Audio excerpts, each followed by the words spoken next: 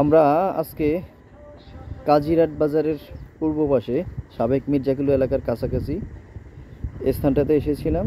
এখানে দেখলাম যে নদী ভাঙন সৃষ্টি রোধ করার জন্য ব্লক বানানোর কাজ চলতেছে। ব্লক বানানোর জন্য এখানে কংক্রিট, তারপরে সিলেকশন বালু সহ, টক বালু সহ বিভিন্ন আদারওয়াইজ যত জিনিস লাগবে সব কিছু এখানে আছে। আর এখানে দেখা যাচ্ছে যে শ্রমিকদের থাকার জন্য এখানে ঘর বানিয়ে দেওয়া হয়েছে। এখানে হাজার হাজার ব্লক বানানোর কাজ চলতেছে। প্রতিদৈনিক প্রায় 100-র মতো মানুষ এখানে খাটাখাটনি করে কাজ করে। এসব মিলিয়ে মানুষগুলো আসলে চেষ্টা করে যাচ্ছে নদীর ভাঙন সৃষ্টি রোধ করার জন্য। এই মানুষগুলোর জন্য আসলে মন থেকে দোয়া করা উচিত। আর সরকারিভাবে আরও ভালো পদক্ষেপ নেওয়া দরকার।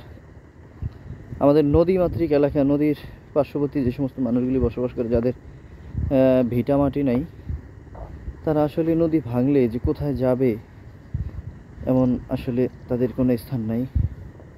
খেটে খাওয়া মানুষগুলি, যাদের শুনেছি যে আগুনে পুড়ে গেলেও কিছু না কিছু থাকে, কিন্তু ভিটাটাও তো থাকে।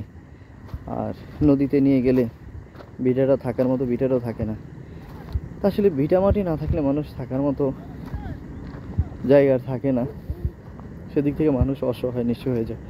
তো নদীগুলি ভাঙলে আসলে আমাদের ক্ষতি, দেশের ক্ষতি, জনগণের ক্ষতি, সবারই ক্ষতি।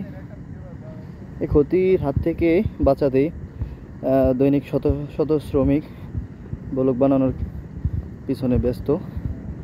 দেখেন এখানে অনেকগুলি ব্লকের ফর্মা দেওয়া আছে, এগুলোর ভিতরে ঢালাই দিচ্ছে। কেউ ছুটাই দিচ্ছে, কেউ ফর্মা বানাইতেছে, কেউ ঢালাই করতেছে। হ্যাঁ,